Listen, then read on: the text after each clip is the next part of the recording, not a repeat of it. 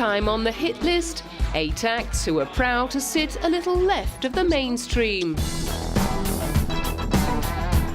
Icelandic oddball Bjork landed her first recording contract after her version of the Tina Charles hit I Love to Love was heard on national radio back in 1975. The following year, at just 11, the schoolgirl from Reykjavik released a children's album that sold 5,000 copies.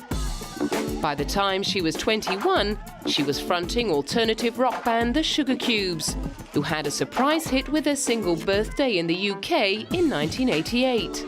A song about a 5-year-old girl who has a love affair with a 50-year-old man next door. When the Sugar Cubes split up in 1992, Bjork teamed up with Massive Attack producer Nelly Hooper. The partnership spawned her first international solo hit, Human Behaviour, and her album debut, which was declared Album of the Year by music magazine NME. Her pixie looks and unique wailing singing style, combined with techno beats, immediately set her apart from every other act on the 90s scene, and she followed up with more singles like Venus as a Boy and Big Time Sensuality, which proved to be a popular remix favourite with DJs and producers. Her second album, Post, explored dance and techno further, but by 1997, she was incorporating sweeping strings into her eclectic sound suite in Homogenic. Alongside the groundbreaking music, she's also made a few waves with her acting efforts, winning a Best Actress award at Cannes for her performance in the 2001 Lars von Trier musical Dancer in the Dark, for which she also composed the score. Her performance of one of the soundtrack songs at that year's Oscars hit the front pages, thanks to the famous swan dress she wore on stage, which was recently auctioned off on eBay for charity. In 2005, she bravely collaborated with her partner and father of her second son, visual artist Matthew Barney, on a film project called Drawing Restraint 9, set aboard a Japanese whaling ship. You could say we planted seeds for 5 years without having anything in mind, thinking we would never work together. And then when we started doing this, it was harvest time, with kind of all these things popping out. So it wasn't really planned. It just kind of naturally became the thing that was natural to do. Despite her childlike appearance and diminutive dimensions, Bjork has also made a name for herself for her occasional violent outbursts aimed at the paparazzi. In 1996, she flew at a reporter in Bangkok and had to be dragged off by security. Later the same year, she allegedly tore off a photographer's shirt. She's displayed the same feistiness when it comes to airing her political views. In 2008, she sent China's culture ministry into an apoplectic fit when she dedicated her song Declare Independence to the Tibet freedom movement during a gig in Shanghai.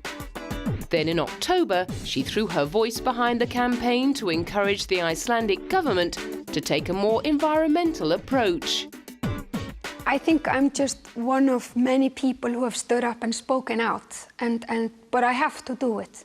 I will not be able to live with my own conscience when my grandchildren drive around Iceland and it's just full of, you know, like factories and smelters, and I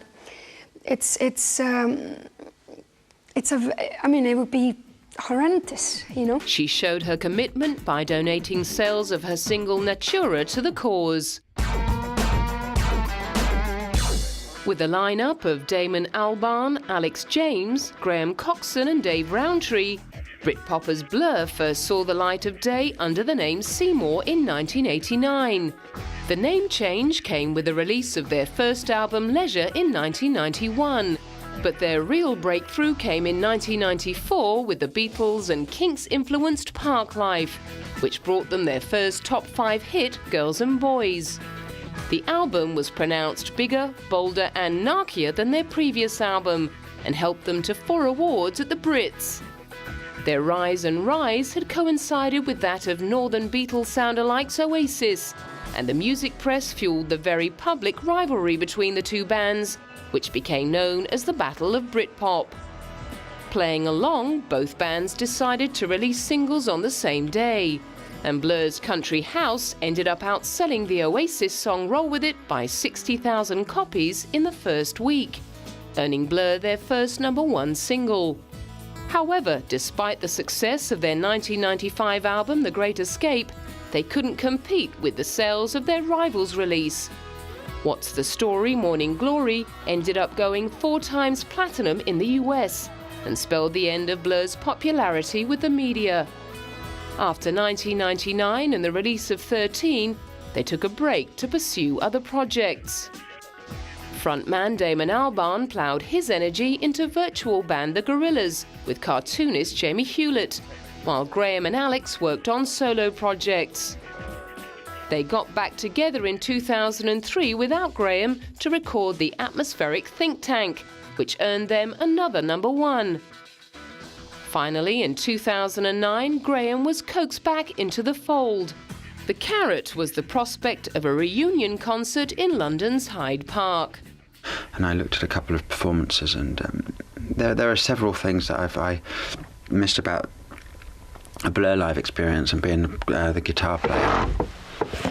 And it's just these certain points in songs where there are visual things between Damon and I, Alex and I, Dave and I especially, actually, which are sort of things to do with coming in together and things. They're just very boring probably to everybody else, but they were always things that I would love about the shows. Drummer Dave Rowntree couldn't wait to get back out on stage with his old mates. What we had before was a real energy about our live performances, and that's what we've got. That's what comes of playing together for 15 years. But for bass player Alex James, it was about the music. That I'm left with that kind of I feel is the most sort of valuable thing from all those years is the songs. So it'd be nice to play them again, all of them. But Damon was giving nothing away about the potential playlist. We've got an idea of a few songs we're going to play, but I think it's just important to really give a clear picture next summer about kind of what we were about and what got us excited, and try and play to our strengths really, and spread a little happiness really. While Bjork has been ruling the kooky roost over in Europe, Fiona Apple has been doing an impressive job of shaking things up in the US. While accepting the 1997 MTV Video Music Award for Best New Artist, she launched into a tirade that railed against the mainstream music industry and told fans they shouldn't model their lives on what they think their favorite artist thinks is cool. She followed up her hugely successful debut title in 1999 with an album whose full title stretched to a whopping 90 words. Its extreme length earned Fiona a mention in the Guinness Book of Records, and the album, more informally referred to as When the Porn, garnered great reviews and boosted her burgeoning following. But that didn't stop the unpredictable star from launching into a verbal attack on critics and her audience during a gig in New York, before ending her performance early and storming off stage. When she showed up at an in-store appearance to promote her 2005 album Extraordinary Machine, nobody knew quite what to expect. Even Fiona seemed a little confused. I have no idea why I'm doing it, because I know what my part of the job is. I'm supposed to write songs and sing them and, do what there's other people that know what they're doing and they say to do it, and so I'm doing it. I guess it's, if I have a reason for myself, I guess it's, I have no idea. Reporters were keen to know why she'd taken 6 years to produce a follow-up to When the Porn. I wanted to redo the songs. I was told that in order to do that, I would basically have to do one song at a time. And I found that unacceptable, so I said I'd rather do none of them. And then after a while, some people made a stink about me not having an album out, and then I got a call saying that I could do them all at once instead of doing them one at a time, and that's all I wanted anyway, so that's what happened. All the record company battles paid off, with Extraordinary Machine becoming the highest charting album of Fiona's career and earning her a Grammy nomination.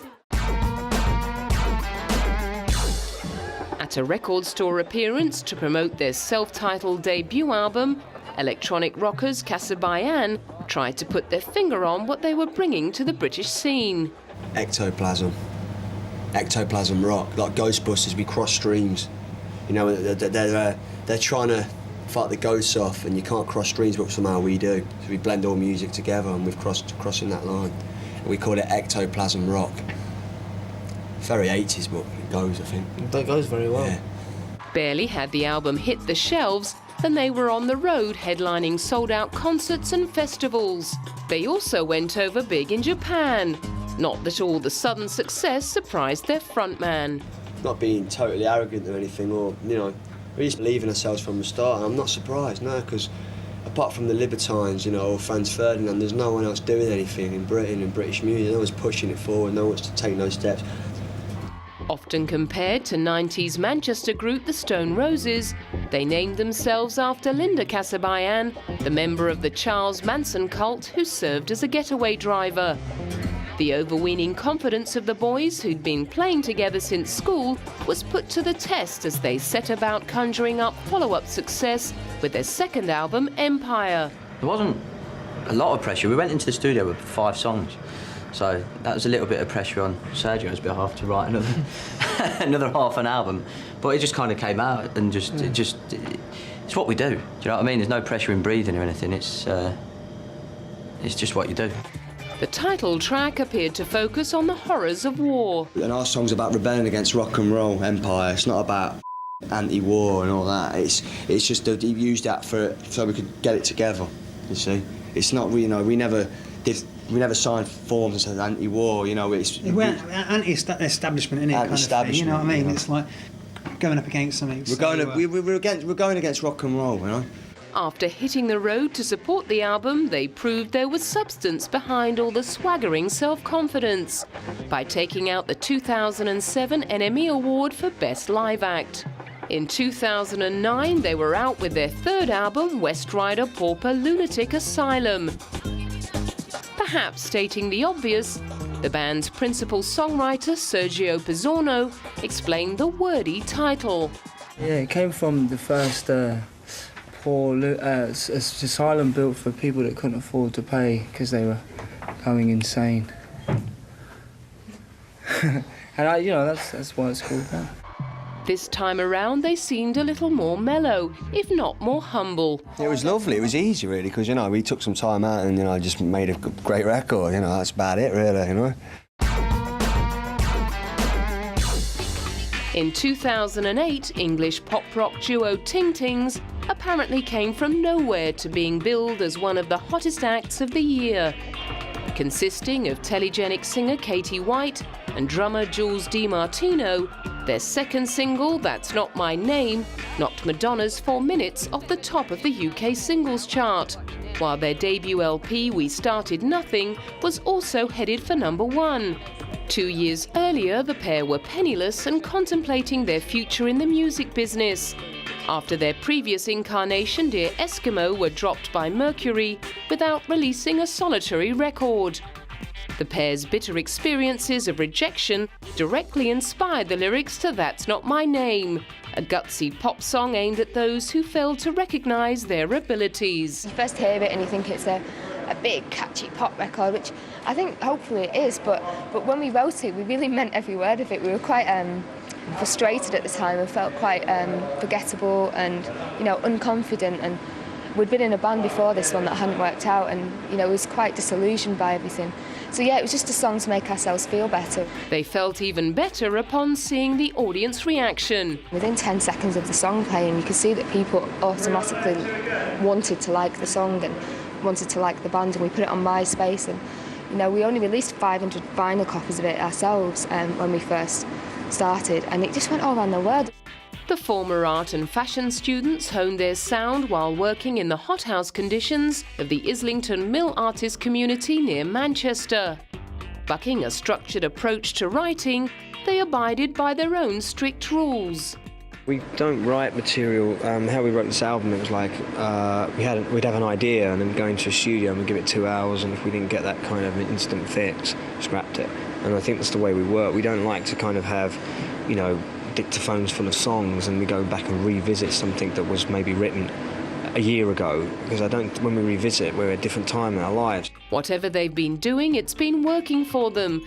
With several of their songs appearing on TV shows in America, they're already well on their way to cracking the US. And since completing their first worldwide tour, they've started working on a follow-up album in Paris.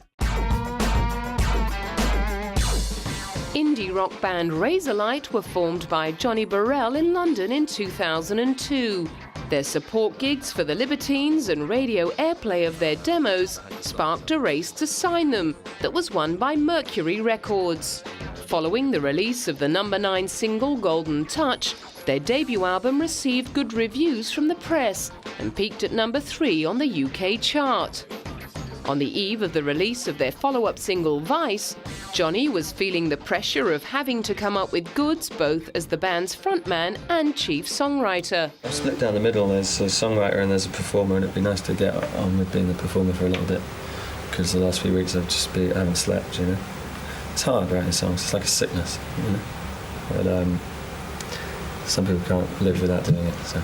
But rather like Tom of Casabayan, he hadn't really been surprised by his band's success. Well, we started in 2002, and the thing was just, you know, writing songs that, you know, I just wanted to tell the truth and write some songs that tell the truth about what goes on in your life. And we put the band together, and I had this wonderful feeling of playing the right stuff. Clearly, they were still playing the right stuff 2 years later, when their second self-titled album went straight to the top of the UK charts. I found it totally liberated me to make the second record, because it was just like an extra shot of confidence, really. It was like extra belief, you know. When I was making the first record, it was quite confusing because I was pretty certain that we had a great band and we were going to make a great record in my own head. But at that point, it only existed in my own head, you know, and I had to go into the studio and prove that to the world. And then after you'd done that on the first one, going in for the second one was so much easier, because you're just like, I kind of been vindicated, you know, by the world, and I knew that I wasn't completely crazy. And so it just really sort of G'd me up to do the second album. Then, in a relationship with Marie Antoinette star Kirsten Dunst, and with their first US #1 single America in the bag, he was stoked to be playing the States. You know, to be up there with thousands and have thousands of people getting off on your songs and singing along with you, and giving you that energy back, and you giving the energy to them, and is an amazing feeling. Trip-hop trio Morcheeba started out in the mid-1990s, when DJ Paul Godfrey and his multi-instrumentalist brother Ross met singer Sky Edwards at a party. Sky was so nervous when they first went into the studio, the boys decided to try and loosen her up a little. I remember when we recorded the song Trigger Hippie, and just listening to my vocals, and I'd had 2 pints of Guinness and a prawn sandwich, and that is what you hear on the record. Their first album, Who Can You Trust, in 1996 spawned the singles Trigger Hippie, Never an Easy Way and Tape Loop, which failed to break the British top 40, but helped them develop an underground following. Their next album, Big Calm, went to #18 on the charts. Their breakthrough release of 1998 spawned an amazing 5 singles, including Blindfold and Part of the Process. Thankfully, Ross Godfrey wasn't forced to find a new day job. I've never really had any other plans, and I've never had another job. I've always done music, and a sort of naive self-belief that you're not going to fail, that always helps. But obviously if you do fail, then you probably feel pretty bad about it. But 4 years and 2 more top 10 albums later, they were ready to release a compilation of some of their best songs, with a DVD of their live shows. We've actually recorded like a whole DVD. We chose to use 3 of the songs on the best of so people could kind of get a little inkling of what things are like, because the best of compilation is very similar to our live set. You know, that's what we kind of play. We play a mixture of all 4 albums when we play live. And people should appreciate that we are a really good live band, you know, and that's what we do. And so if seeing this makes them want to come and see us live or buy our DVD, then that's great. In fact, that 2003 release was to be the last to feature the vocals of Sky, who has since gone on to pursue a solo career. The Godfrey brothers, meanwhile, have gone on to release The Antidote and 2008's Dive Deep. Taking their artwork imagery from the avant-garde movement in Russia, Scottish rockers Franz Ferdinand have been credited with leading Britain's recent resurgence in guitar-based music. The band was formed in Glasgow in 2002. Singer Alex Caprano and drummer Paul Thompson had already played together in other groups, while bass player Bob Hardy had been a long-time friend of Alex's. Guitarist Nick McCarthy joined up after studying jazz bass in Germany. According to Bob and Alex, Franz Ferdinand's organic formation is the major secret to their success. Only start a band with friends, really, that you actually like. Yes. If you like answering adverts in a newspaper and end up randomly playing music with a bunch of guys, then, you know, 6 months on the road, you might actually want to kill them. Yeah. I mean, that's the thing, like a lot of bands get together and even when they're rehearsing once a week, they still find that they wind each other up. So imagine what it's like sitting there on a bus like 24 hours a day, every day of the year. You've got to be doing it with people, like Bob said, that you get on with, people that you like. And also don't take it too seriously either. It should be a good laugh, it should be fun. If it's not, then you shouldn't be doing it. They struck gold with their debut album back in 2003, which went in at number 3 on the British charts and earned them the prestigious Mercury Prize.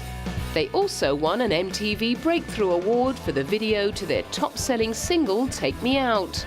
2005 was spent in the recording studio, coming up with their follow-up, You Could Have Done It So Much Better with Franz Ferdinand.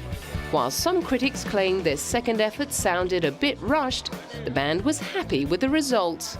I think on record, I think it's the second record's got a lot more energy and like captures more of the kind of live feeling of the band than the first record did.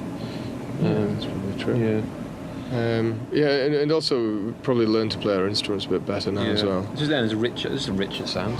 Their fans sent it straight to the top of the UK charts. Then they were off to conquer the rest of the world on tour. It's quite exciting that when you travel around the world and you come across different audiences that have different attitudes, it means that you perform in a different way. You respond to the different people in different ways. And so yeah, I'm quite excited to see how people are. We were just in Japan, and the Japanese audiences are very different from Western audiences, and they tend to stay very quiet during songs, which is very unusual. Like a Glasgow audience, for example, they never shut up. They never shut up and never stop throwing bottles of beer in the air. 3 years later, they were celebrating the release of their third album, Tonight Franz Ferdinand, with a free gig in a London record store. It debuted at number 2 in the UK and 9 in the US.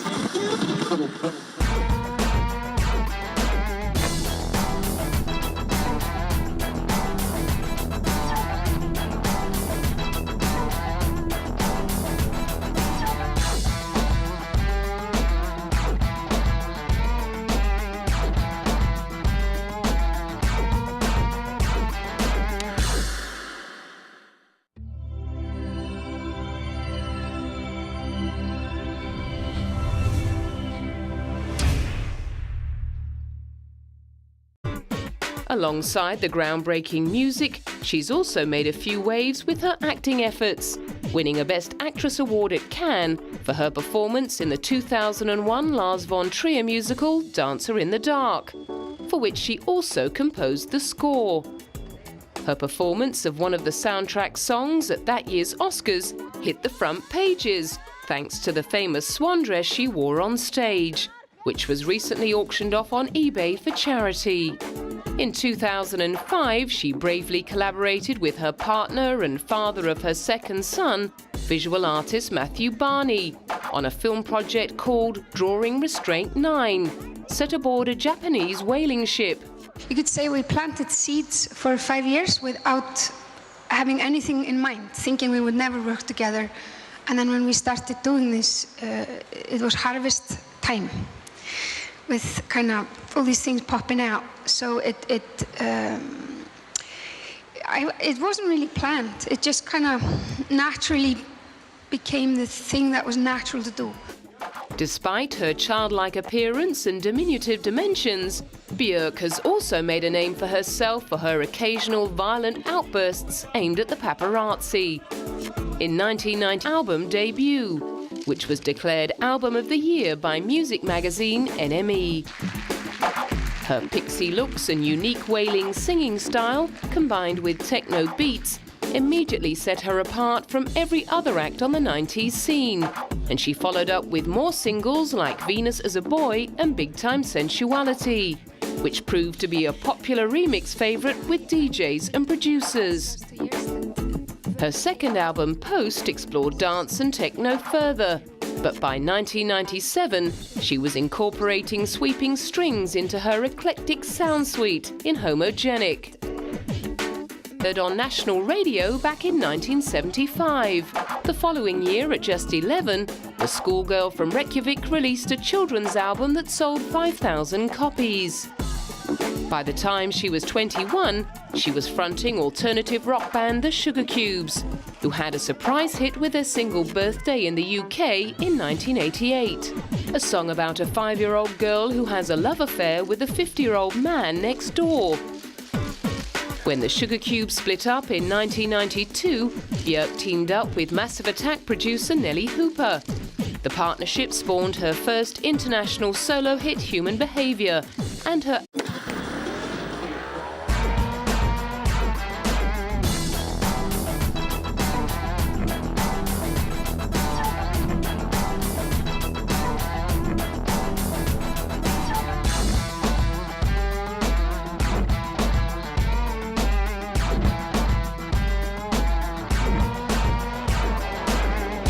This time on the hit list, 8 acts who are proud to sit a little left of the mainstream.